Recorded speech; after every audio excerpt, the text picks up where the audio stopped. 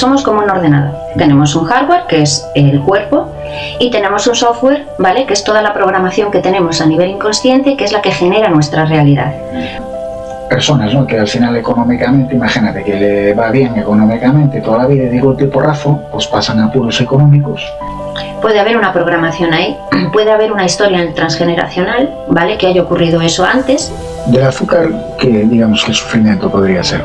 Hay una necesidad de dulzura. Eso quiere decir que no ha tenido amor o que no lo ha sentido, ¿no? Puede ser que su madre o su padre pues no le haya dado ese amor, que hayan sido, sobre todo la madre, una persona muy rígida o que no ha sabido expresar amor porque ella tampoco lo ha recibido.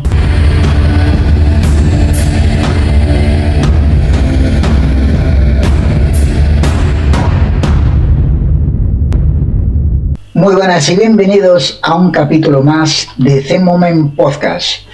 Hoy vamos a tratar de temas muy profundos a nivel inconsciente y tenemos hoy a una profesional de toda regla, se llama Anaís. Anaís, ¿cómo estás?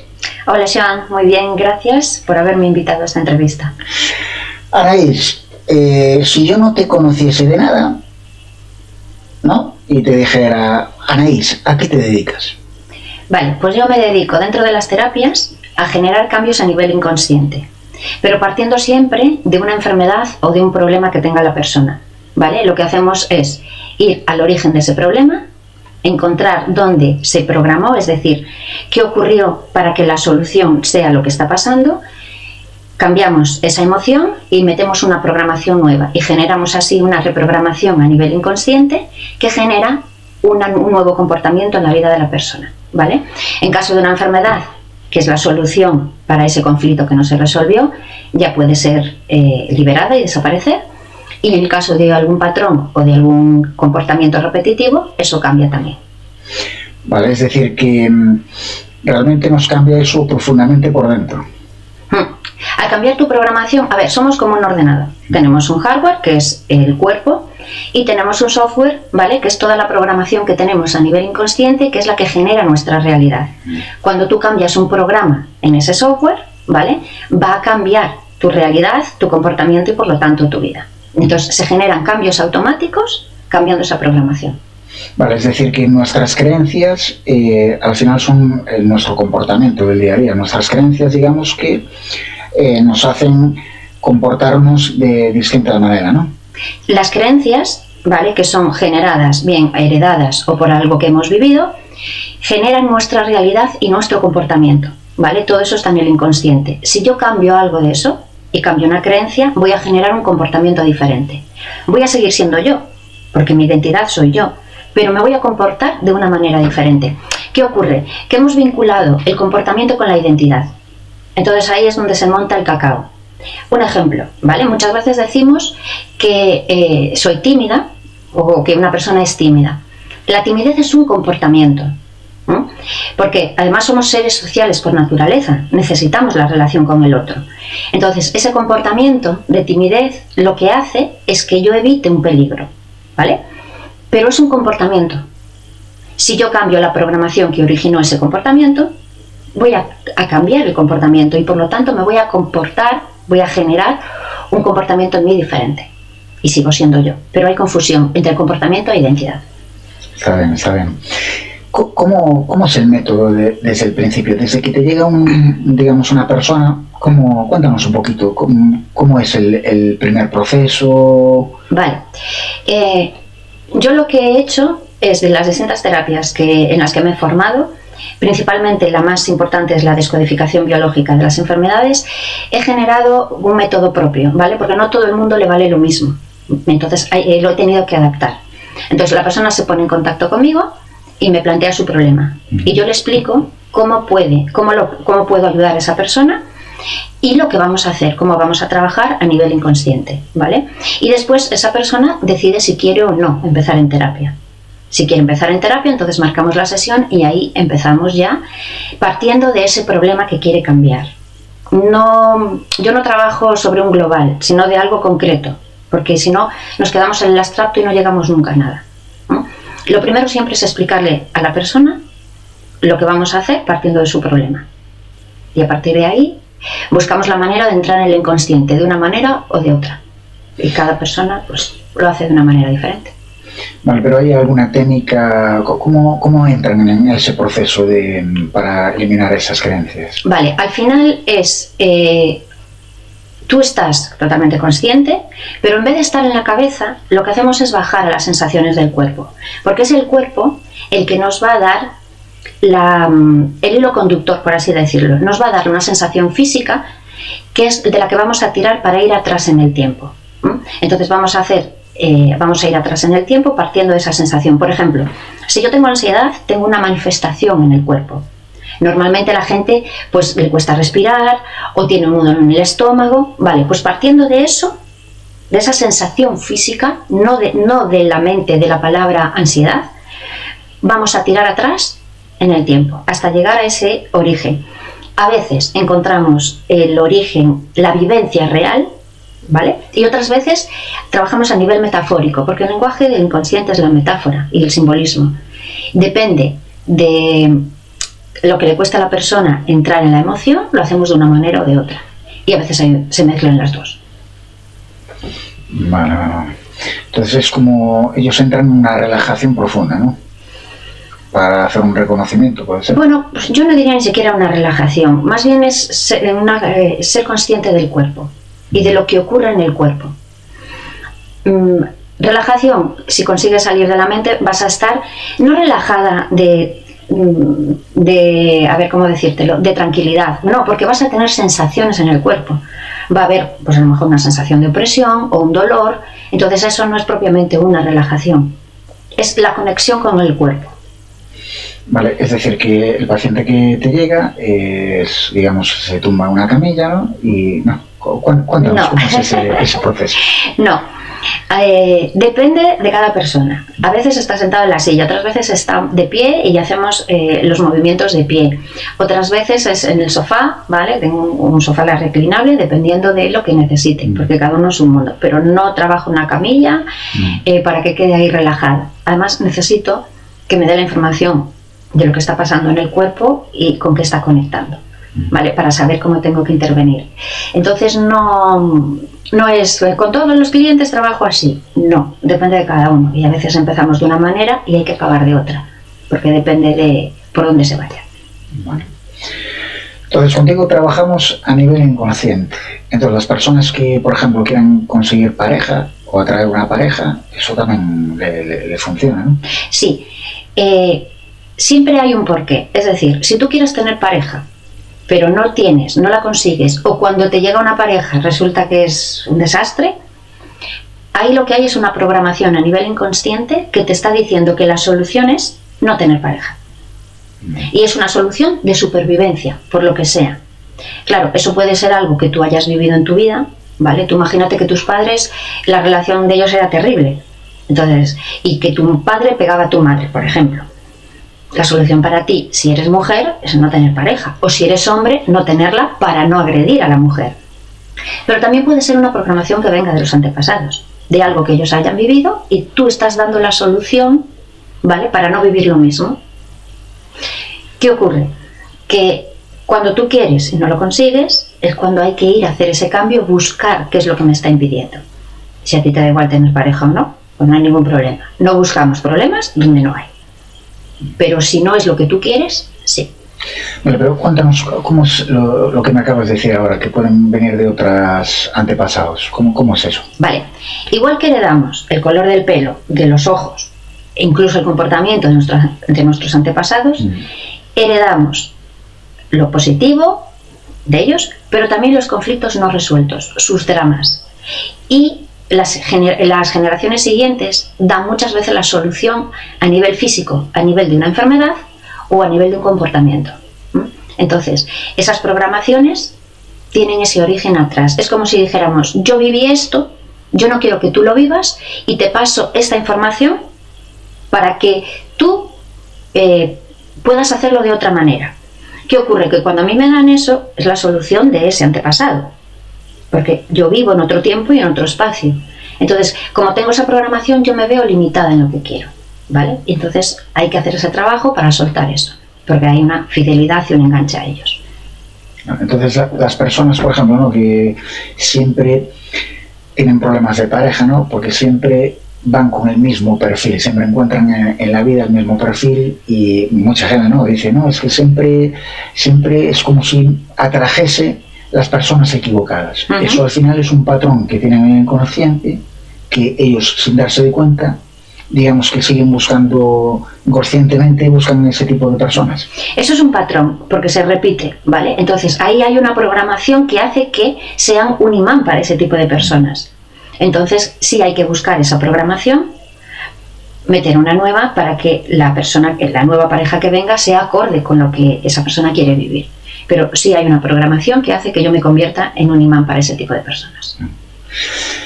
Y por ejemplo, sobre todo que está ahora mucho de tema, personas, ¿no?, que al final económicamente, imagínate que le va bien económicamente toda la vida y de golpe y porrazo, pues pasan apuros económicos y se van a la ruina. Uh-huh. Eso porque ¿qué a nivel inconsciente le puede pasar eso? Puede haber una programación ahí, puede haber una historia en el transgeneracional, ¿vale?, que haya ocurrido eso antes, y esa persona puede ser doble. Tú imagínate, ¿no?, para poner un ejemplo concreto, el bisabuelo le pasó eso mismo, y llegó cuando tenía, 40 años y se arruinó. Y el cliente, la persona de ahora, podría ser doble de su bisabuelo, pues por fecha de nacimiento, por varias cosas, y estar viviendo su vida, repitiendo su historia. Entonces, cuando llega el momento, le pasa lo mismo. Entonces, también hay que conectar con eso y cambiar ese vínculo, para que primero pueda vivir su vida y no le vuelva a pasar por lo que le pasó al abuelo. Pero sí hay una programación, todo es programación. Vale, entonces, por ejemplo, una persona, cuando te viene a la consulta, claro, ¿tú realmente van en algo específico? O, por ejemplo, imagínate una persona que realmente le va mal en las relaciones sentimentales, luego económicamente le va mal. ¿Se puede trabajar todo de una vez o es un proceso, cada proceso es más largo? Es como te decía antes, yo trabajo partiendo de algo concreto. Entonces, muchas cosas están unidas, pero hay que partir de un tema. No podemos juntar lo de la pareja con el dinero, sí, que a lo mejor están relacionados, pero a priori hay que tirar de un hilo. Y cuando tiramos de ese hilo a nivel inconsciente, después hay que ver qué ha cambiado, porque cambia la relación de pareja, pero van a cambiar otras cosas en su vida también, porque ya va a haber una nueva información. Entonces eso después hay que observarlo, pero partimos del problema que la persona quiera, el que le resulte más estresante, el que elija, pero de uno concreto. Vale, ahí dicen que de 1 a 7 años toda la información el círculo familiar que vivimos, nuestros padres, generamos, digamos, nuestra personalidad, nuestras creencias, ¿no? Pero, por ejemplo, y ahí generamos patrones, aparte de los que, digamos, tenemos las que me habías dicho, transgeneracional. Todas estas, por ejemplo, una persona con 30 años puede generarse unos patrones. ¿Puede generar nuevos patrones? Sí. ¿Qué pasa? Que hay que quitar el patrón que le limita, la creencia, y meter una nueva, pero sí que se puede hacer el cambio. Lo que pasa es que hay que hacerlo en el origen donde se provocó ese otro, el que le está limitando, ¿vale? A ver, creencias hay muchas y las escuchas. La vida es injusta, la vida es sufrimiento, el dinero es malo, los hombres son tarará. Todos son creencias. Y las creencias generan realidad. Entonces, ¿qué ocurre? Cuando yo tengo una creencia, voy a vivir eso que la creencia dice.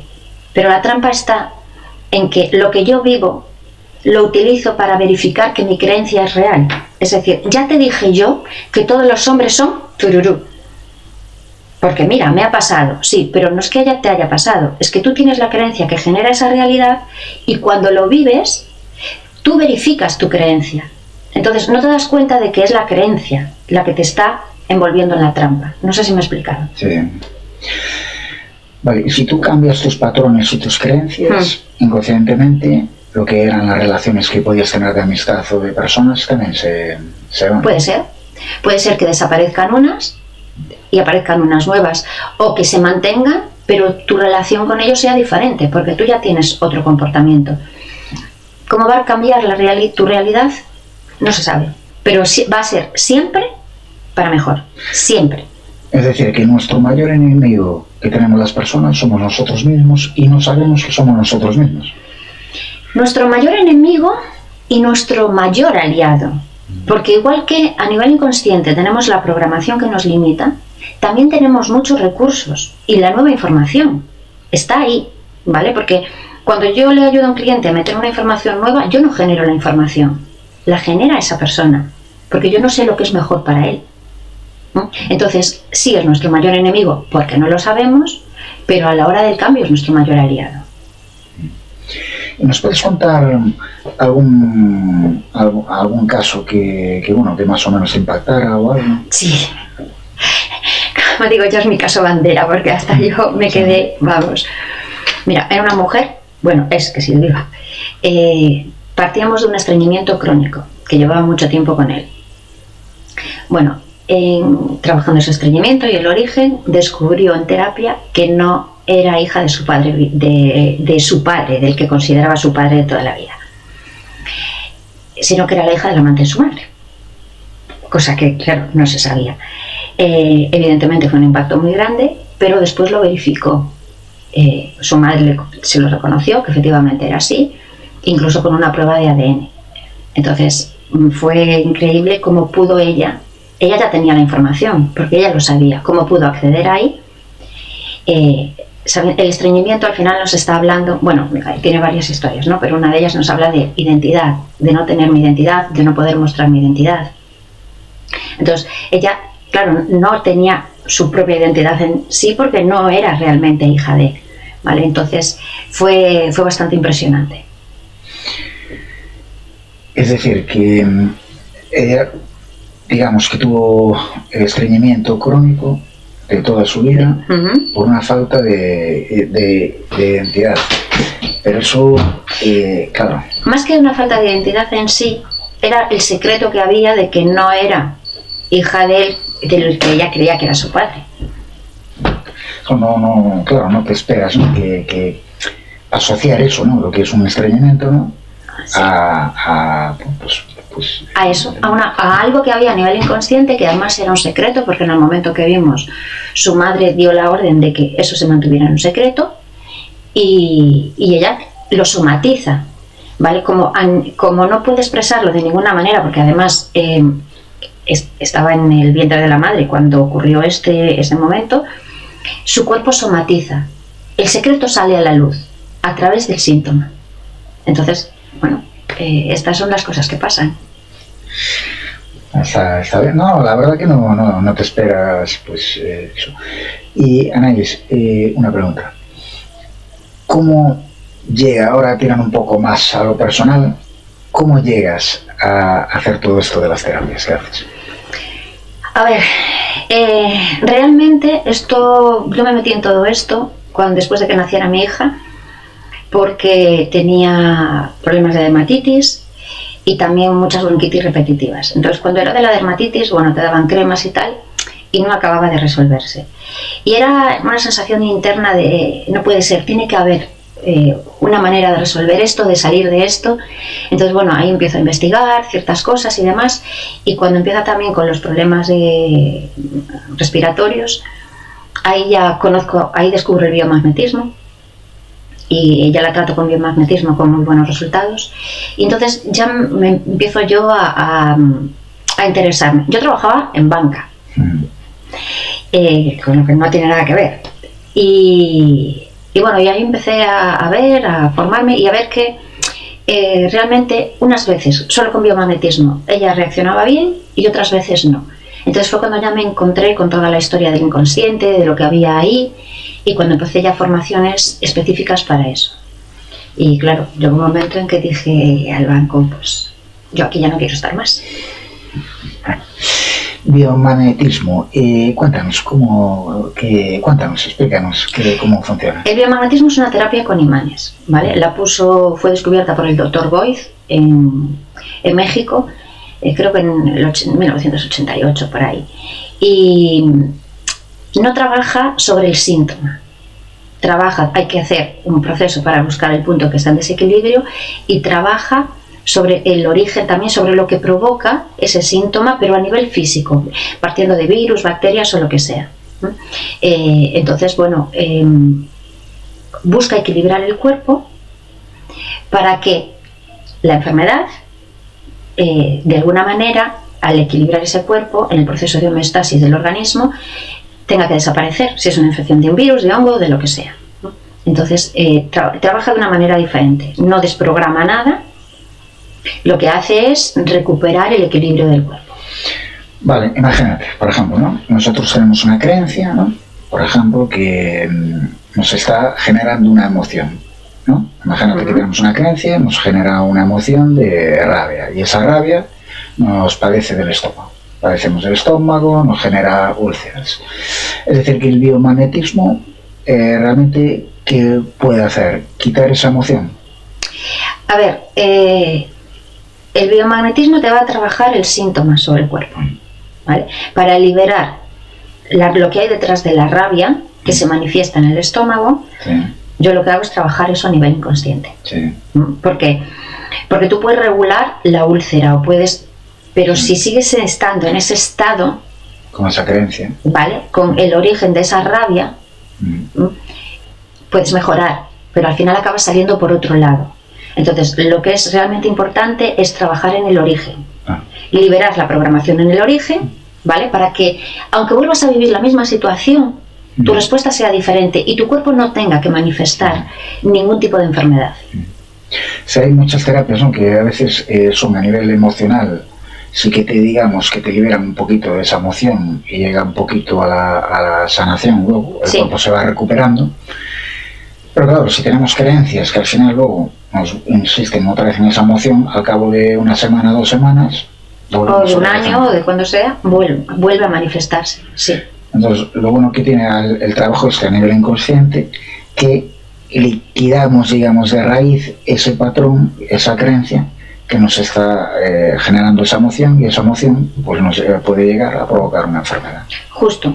Y no solo liquidamos de raíz, sino que además metemos una información nueva para que la respuesta sea diferente ante una situación que me provoca que me provocaría esa misma emoción. Yo ahora respondo de otra manera, ¿vale? Respondo en conexión con una información más potente para mí.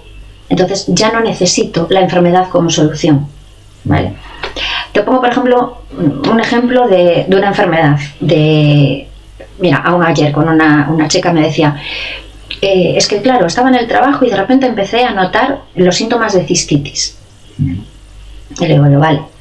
Y yo nunca tuve cistitis y tal, le digo yo, bien, me estaba contando una cosa y me di cuenta, y le digo yo, mira, ¿y tú cuando estabas ahí en tu trabajo, tú sentiste que tu jefe te invadía en tu territorio, en la cocina, porque es cocinera, y que no eres capaz de organizar? Y me dice, sí. Y yo, pues ahí tienes la cistitis. Y claro, se quedó y dijo, pues tienes razón, porque le encajó perfectamente, porque cuando hablamos de una cistitis, para una mujer, es que me siento incapaz de organizar mi territorio, el que sea. En este caso, su territorio es la cocina, y el jefe andaba por allí a tocar las narices. ¿Vale? Entonces, todo el síntoma tiene un porqué, no es al azar. No te toca una enfermedad porque es una tómbola y te tocó, no. Hay una razón interna por la que tú tienes esa enfermedad en concreto. Vale, y por ejemplo, ¿no? Digamos que cada enfermedad, ¿no?, pues tiene un síntoma emocional. Vale, y imagínate ahora en noviembre, ¿no?, que es la época de los catarros, y mucha gente coge catarros, coge gripes. ¿A qué es debido? A que nos coge el frío, la lluvia, porque al final eso de que nos coge el frío o que estamos empapados de la lluvia, al final no dejan de ser creencias. Justo. A ver, más que una creencia, es una justificación, ¿vale? Si yo hoy estoy bien y de repente mañana estoy con una gripe o con un catarro o con lo que sea, nuestra mente consciente necesita entender lo que nos pasa, porque si no se vuelve loca. Entonces lo va a justificar en que me cogió el frío o en que se me mojaron los pies, pero la realidad es que eso me puede pasar otro día y no enfermo. Entonces la pregunta es, ¿qué pasa para que un día sí enferme y otro día no? Entonces lo que hay ahí es algún tipo de desajuste, ¿vale?, a nivel inconsciente, y después, dependiendo de si lo que tengo es un virus, una bacteria o un hongo, va a tener un conflicto diferente. Entonces los hongos, por ejemplo, nos hablan de duelos no hechos. Es muy fácil, si yo ahí se me ha muerto alguien y no consigo pasar el duelo, tener un hongo. Entonces, todo tiene un porqué. ¿Qué pasa? Que enfermedades como un catarro o una gripe no te pones a buscar lo que hay detrás. La pasas 4, 5, 6 días y se acabó. Pero hay un porqué para que en un momento sí desarrolle eso y en otro momento no. Cuando yo tengo una emoción o vivo una situación muy intensa, entro en mucho estrés también. Mi sistema inmunológico también está afectado. Entonces hay esa bajada, pero lo que me vaya a afectar va a depender del conflicto. No me va a tocar ni cualquier virus ni cualquier enfermedad, ¿no? Entonces al final todo está vinculado. Saben. ¿Y de qué edades llegas a trabajar? Imagínate que alguien quiere ir a tu consulta, ¿hay una edad mínima o puede ser para todo el mundo? Yo trabajo más con adultos. Cuando son los niños, trabajo con el padre o con la madre, el problema que pueda tener el niño. Sí tengo algún adolescente también, pero niños pequeños yo no. Hay gente que sí, pero yo con niños pequeños no. Yo con los niños trabajo a través de los padres. Porque realmente a través de los niños mucho es tema de los padres. A ver, hay mucho tema de los padres, pero también de lo que viven los propios niños en el ambiente familiar. Y muchas veces lo que ocurre es que los padres se traen al niño para que le soluciones el problema, o quieren que le soluciones el problema al niño sin ellos involucrarse. Entonces, si tú, yo qué sé, tienes un pez y la pecera está sucia y se está muriendo porque la pecera está sucia y lo quitas, pero después lo vuelves a meter en el mismo sitio, aunque le hayas dado oxígeno o lo que sea, estamos en la misma, lo vuelves a meter en el mismo sitio. Sí. Pero quieren que le arregles al niño sin ellos involucrarse y no funciona así. El cambio es un sistema. Entonces todo el sistema tiene que moverse. ¿Y qué consejo darías a las personas, por ejemplo, imagínate, ¿no? Para estar un poquito más... por ejemplo, ¿cómo te das de cuenta de ciertas cosas?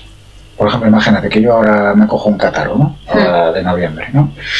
Vale, porque, bueno, lo coges. Bueno, voy a cambiar la pregunta. Por ejemplo, ¿no? Todo el mundo está acatarrado. No, porque dicen que hay un brote de gripe. Al final eso, y tú coges el catarro. ¿Eso qué es? Porque todo el mundo te dice que hay una gripe y al final te estás creando una creencia y te lo coges, o también puede ser por otras cosas. Vale. Muchas veces ocurre en casa de una familia, uno empieza con gripe, 2, pero no todos. Entonces no es solo el contagio, porque si fuera el contagio y estamos todos juntos, pues ya está, todos cogemos gripe. Y no es así. Entonces tiene que haber otro factor. Y después de lo que me hablas tú, efectivamente es el miedo. Y el miedo es terrible. Porque el miedo nos hace entrar y nos hace que nuestro sistema inmunológico ya caiga. Y si yo me creo que por estar con no sé quién me voy a contagiar y me voy a poner mala, me voy a poner mala. Porque lo estoy creando.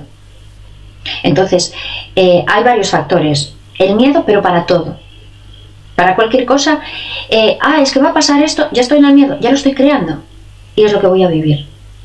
Pero bueno, siempre está eso de si no todos cogen gripe, entonces ¿qué pasa para que uno la coja y otro no? Si solo es el contagio, nos contagiamos, pero no ocurre así. Entonces tiene que haber algo más que determine si sí o si no. La verdad que tenemos mucha cosa dentro. Sí. Lo primero es tomar conciencia y ver cómo funcionamos realmente. Perfecto, entonces voy a retomar otra vez de antes a nivel de abundancia, ¿no? Entonces, sí que podemos tener lo que me habías comentado antes, ¿no? De patrones de antepasados, ¿no? Que han estado bien y luego ha estado la ruina. Y vale, pero así, imagínate que ahora la gente que, bueno, también hay mucho las noticias, ¿no? Las noticias nos dicen que hay mucho más paro, tal. Al final todo, digamos, todo lo que escuchamos en las noticias, todo eso al final cogemos miedo, claro, ¿sí? Lo que me acabas de decir. Y ese miedo al final tenemos un diálogo dentro de nosotros, que no es que no dicen las noticias que no hay trabajo, ¿qué tal? Entonces tú mismo te estás diciendo que no hay trabajo. Es decir, que por un lado quieres conseguir trabajo, pero a nivel inconsciente, tu diálogo interno te está diciendo que no hay trabajo. Ya te has programado para creer lo que dice la tele. Entonces lo primero es apagar la tele. Eso siempre. Sí. Y sí, Cuando te dicen que hay crisis, ¿qué ocurre? Lo conviertes en una creencia, ¿vale? Porque lo dicen. Y esa creencia se convierte en realidad porque lo veo. Pero es lo que te decía antes. Lo veo porque yo lo creo. Entonces, como lo creo, se manifiesta. Y cuando se manifiesta, lo verifico. Y la realidad es que cuando hay crisis, entre comillas, sí, unos están en crisis, pero otros generan más abundancia. Entonces, no es una crisis general para todo el mundo. Unos sí y otros no. ¿En función de qué? ¿Y cómo ves, cómo puede afectar a la gente, sobre todo a la gente joven, todo este tema de redes sociales? Porque al parecer las redes sociales se están metiendo mucho lo que es la imagen, ¿no? Creo que es más bien, tú ves las redes sociales y prácticamente ves casi todo, ¿sabes? Es postureo, ¿no? Sí. Hablando. A nivel inconsciente, ¿cómo puede afectar sobre todo a los jóvenes que están más enganchados a...? Claro, la pregunta es ¿por qué necesito salir en redes sociales con ese postureo, con ese que mi vida parezca maravillosa? ¿Para qué? ¿Cuál es mi necesidad ante eso?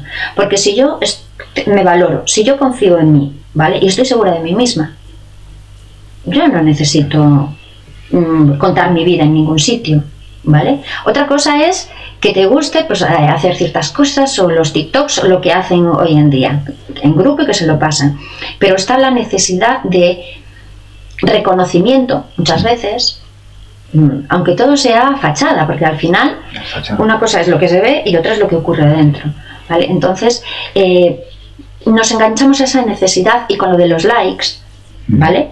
Ay, me han dado like, ay, qué bien.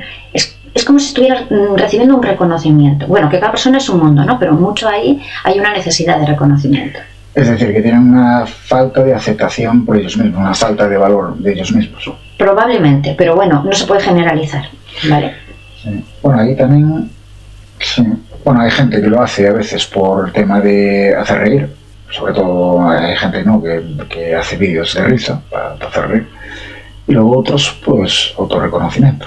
Pero por eso te digo que no se puede generalizar, porque hay que saber desde dónde lo hace cada persona, ¿vale? Entonces, lo haces a lo mejor porque te gusta. Hay gente que le encanta lo de grabar vídeos y después subirlos y es algo que se le da bien. Entonces, ahí es algo más en conexión con lo que le gusta hacer. Y otras veces no. Otras veces es la necesidad de ser visto o de reconocimiento. Por eso te digo que habría que analizar cada caso. Cuando haya un problema, claro. Entonces, a lo largo de, digamos, tu carrera en este mundo, empezaste con biomagnetismo, haces también otro tipo de terapias. Cuéntanos un poquito más, ¿qué cosas más nos puedes aportar? Sí, arranqué con biomagnetismo y después fue cuando fui haciendo las formaciones ya a nivel inconsciente, más profundas. Me formé en psicoterapia hipnosis ericksoniana en Madrid, en Psyche, cambio de creencias, en liberación emocional también, PNL, pero realmente para mí la es la más potente, la que es sobre la que baso todo lo demás, es la descodificación biológica de las enfermedades, porque ahí es donde me di cuenta de que la enfermedad tiene un porqué y un para qué, no es una lotería que te toque. Entonces al final esa es la terapia más fuerte y las otras me sirven de apoyo dependiendo de cada circunstancia, de cada problema, de cada persona. Y es un continuo aprender, porque como cada persona tiene un problema y tiene su historia, muchas veces es, vale, sé lo que quiero conseguir, vamos a buscarlo entre las dos. No hay nada que sea marcado y el camino es por aquí. Es la flexibilidad de adaptarme a lo que va sucediendo en cada momento. Y eso es lo que realmente más he tenido que trabajar en mí. El soltar el control y decir, vale, yo voy a acompañar a la persona, sé a dónde quiero ir, pero tengo que adaptarme a ella, porque no todo el mundo es igual. Y una enfermedad que sea muy común de la gente, por ejemplo, ¿no?, que prácticamente sea una enfermedad común de la gente, debido pues a un tema emocional, por ejemplo, unas verrugas o qué tipo, digamos, de... Normalmente ese tipo de cosas no vienen a consulta, vienen más por problemas que causan más incomodidad o incluso que acarrean más problemas. Mis clientes principales son mujeres, realmente son las que más se adentran en este mundo. Y suelen venir, no todas, pero por algún problema ginecológico o de dependencia emocional, de una necesidad de salir de esa relación en la que están metidas. Pero bueno, a nivel de gente que quiera pues estado emocional, que nunca le va la vida para adelante, todo, ¿qué patrón hay detrás de eso? Imagínate que personas que de golpe y porrazo están bien, pero luego entran en depresión, hoy me levanto bien, pero al cabo de unas horas me encuentro mal, ¿sabes? Llevan años con esa sintomatología y ¿a qué es debido esa depresión, digamos? A ver, detrás de la depresión hay varios conflictos y evidentemente cada uno tiene sus vivencias y sus historias. Entonces, para llegar a la depresión se tienen que juntar varios, no es solo uno. Entonces, en ese momento se van acumulando, por así decirlo, y llega un momento en que ocurre el que da la puntilla. Y ahí es cuando entras en la depresión, o en la ansiedad, o lo que sea.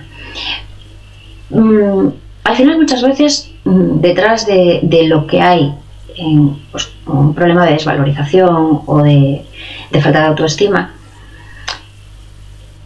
y que la necesidad viene de ese reconocimiento muchas veces de los padres, lo que hay es una necesidad de supervivencia. ¿Qué quiero decir con esto? Que buscamos la aceptación de papá y mamá cuando somos pequeños, sí, para que nos quieran y todo eso, pero realmente ¿por qué? Porque sin papá o sin mamá nuestra vida está en peligro. El ser humano, mientras es pequeño, no se vale por sí mismo, necesita de alguien que lo cuide. Entonces, la biología lo que busca es la supervivencia. Y mi supervivencia pasa porque papá o mamá me quieran. Y esa es la base, el miedo a la muerte. Es lo que muchas veces está en el fondo del problema. Entonces, ante la muerte, bueno, ahí ocurre de todo. Porque yo creo que nuestro mayor miedo es la muerte. Y nos vamos a morir. Sí. Le tenemos miedo a algo inevitable. Pero yo creo que es un tema de creencias por el miedo a la muerte. Porque antiguamente había otro tipo de creencias, la gente luchaban porque sabían que iban a ir al más allá, si iban a luchar.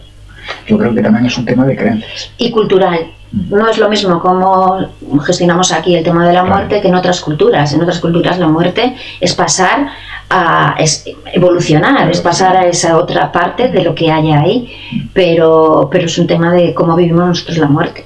En cambio hay otros países que la muerte pues hay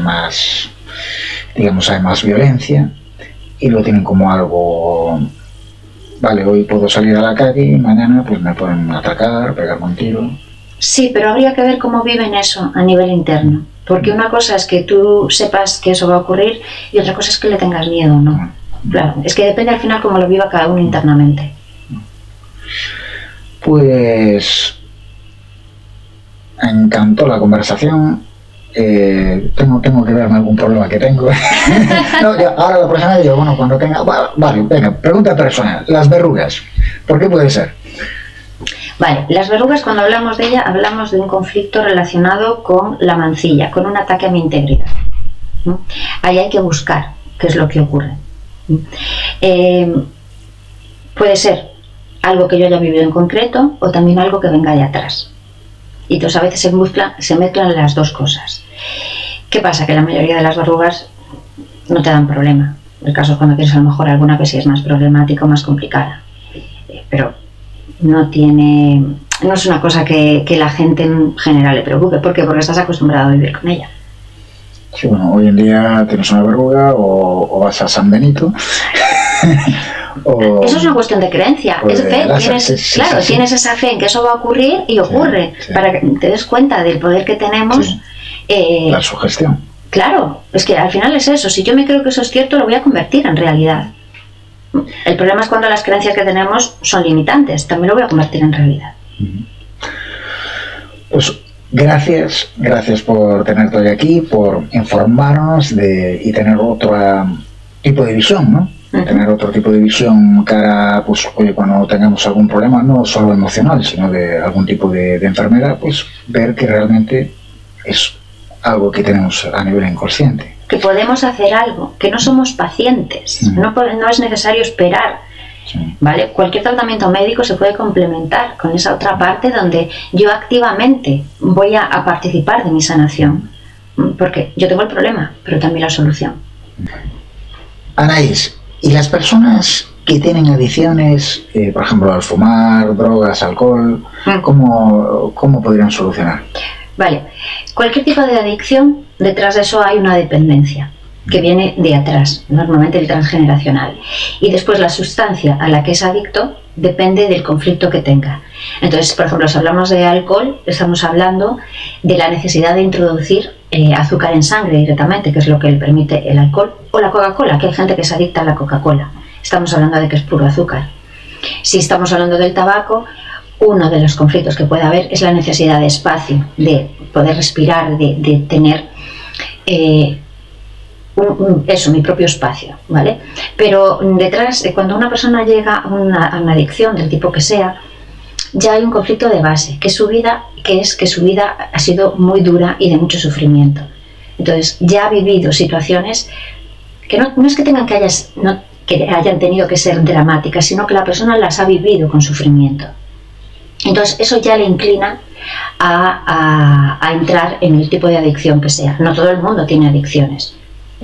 Y después hay lo que se llama un raíz transgeneracional, que es la programación que viene de atrás, lo que se ha vivido atrás, que genera esa dependencia, que se manifieste en una dependencia. Cuando hablamos, por ejemplo, de dependencia emocional es lo mismo. Hay ese raíz también de dependencia atrás. Pero una persona que tiene una adicción, del tipo que sea, ha sufrido. Y del azúcar, ¿qué sufrimiento podría ser? Hay una necesidad de dulzura. Eso quiere decir que no ha tenido amor o que no lo ha sentido. Puede ser que su madre o su padre pues no le haya dado ese amor, que hayan sido, sobre todo la madre, una persona muy rígida o que no ha sabido expresar amor porque ella tampoco lo ha recibido. Entonces hay esa carencia. Y es una forma de meterlo dentro de la sangre, que además la sangre representa los lazos familiares, los lazos de sangre. Entonces lo meto directamente en mis lazos familiares. Interesante. Anaís, las personas que quieran contactar contigo para una sesión, cuéntanos, ¿dónde estáis? Vale. Resúmenos un poco. La consulta la tenemos en Pontevedra, ¿vale? En Pontevedra ciudad. Después también trabajo online, porque tengo gente que no puede venir y trabajamos online igual. Y la página web, la que he lanzado ahora nueva hace poquito, que tiene también cursos y audios de ayuda de crecimiento personal, es anaisberenguer.com. Y después tenemos la página de terapiastriskel.com, que es la que la tenemos ya desde el año 2015, y ahí estamos varios terapeutas de distintas técnicas, y la idea es generar ahí como un sitio donde cuando alguien llega ahí o está buscando algo, que conecte con el que más le encaje o el que más necesite. Entonces esa página ahí somos varias, la habíamos iniciado cuando empezamos en esto Pilar y yo, y poco a poco vamos ampliando. Es decir, que allí, en Triskel pueden elegir la terapia que más le resuene al cliente. Claro, ahí hay distintas y entonces cada uno va a ver la que necesita, le vibra, o cuando no saben lo que necesitan nos llaman y según el caso pues decimos pues mejor esto o lo otro. Pues Anaís, muchísimas gracias por compartir este tiempo con nosotros. De todas maneras, el enlace para ponerte en contacto con Anaís lo tendré en la descripción del vídeo. Y nada, muchísimas gracias y nada, espero volverte a ver en otra ocasión, porque seguro que hay mucho para hablar. Seguro que sí, y muchas gracias a ti por la entrevista. Gracias.